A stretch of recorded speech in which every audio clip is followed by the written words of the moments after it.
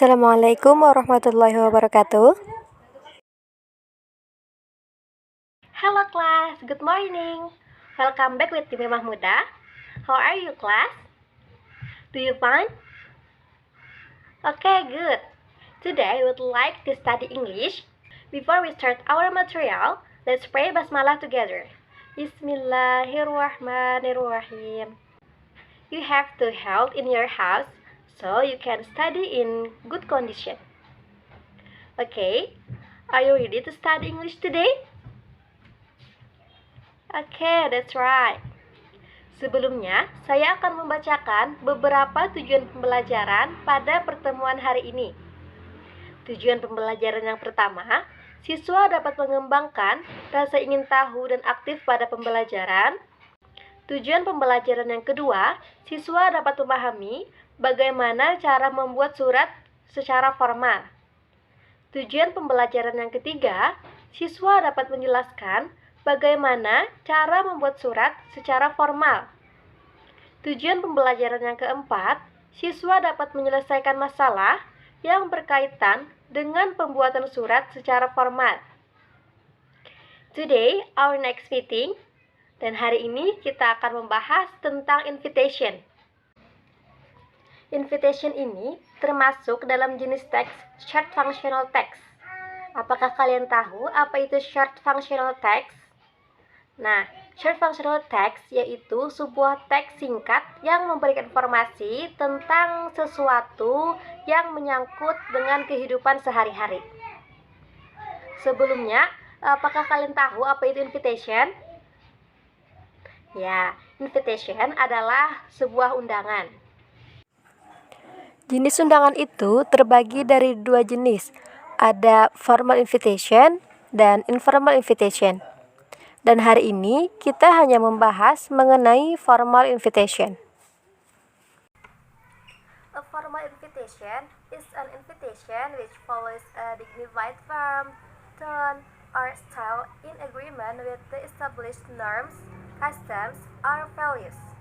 For example, an invitation to the opening of school, an invitation to a graduation ceremony, an invitation to a wedding, and etc.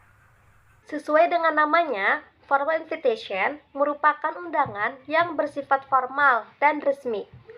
Formal invitation ini juga dibuat dalam bentuk tulisan dan dengan gaya bahasa yang lebih sopan. Common format of a formal invitation. The first line is the names of the persons who invites. The second line is the request for participation. The third line in the names of the persons invited. The first line in the occasion of invitation. The fourth line is the occasion for invitation. The fifth line is the time and date of the occasion. The sixth line is the place of the occasion. The last line is the request for a reply. The social function of invitation text is inviting people to formal and social events.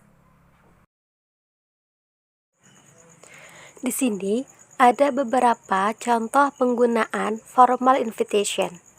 The first one is wedding invitation. Formal invitation yang cukup sering digunakan termasuk di Indonesia adalah wedding invitation atau undangan pernikahan. Bentuk wedding invitation bisa beragam, tergantung pada selera dan tren yang berkembang dengan kreativitas yang ada.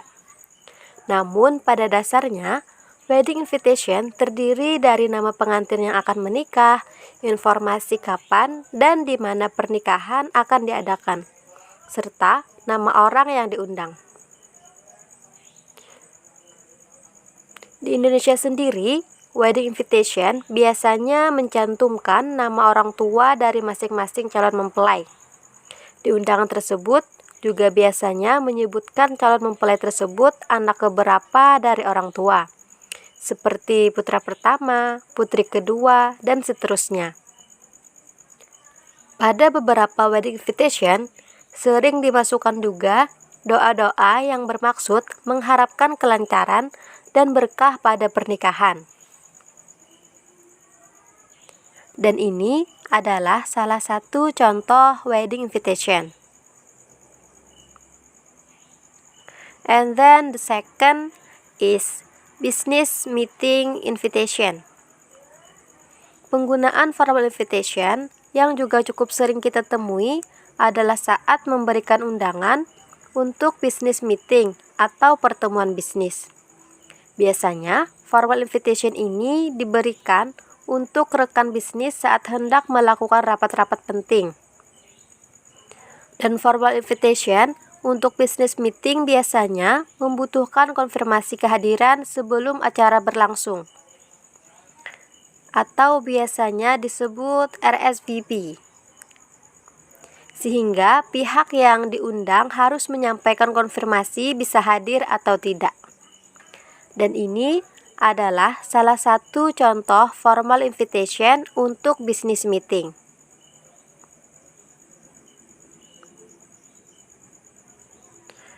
The third is parents meeting invitation. Sebagai sebuah organisasi yang resmi, sekolah sering mengeluarkan formal invitation yang diberikan kepada berbagai pihak yang terkait, seperti undangan untuk rapat wali murid, undangan rapat guru, undangan wisuda, undangan OSIS, dan lain sebagainya. Dari berbagai jenis formal invitation yang dikeluarkan sekolah, undangan untuk rapat wali murid adalah salah satu yang sering dibuat. Dan ini adalah salah satu contoh formal invitation untuk rapat wali murid. And then the fourth is events invitation.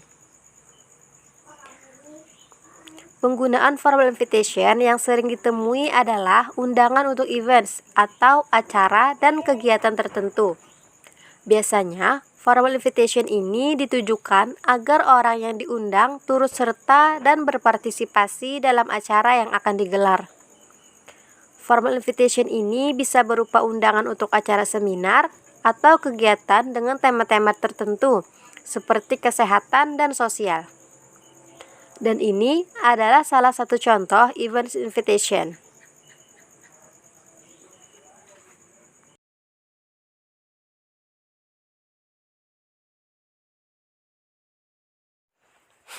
Mungkin itu saja yang dapat disampaikan pada hari ini.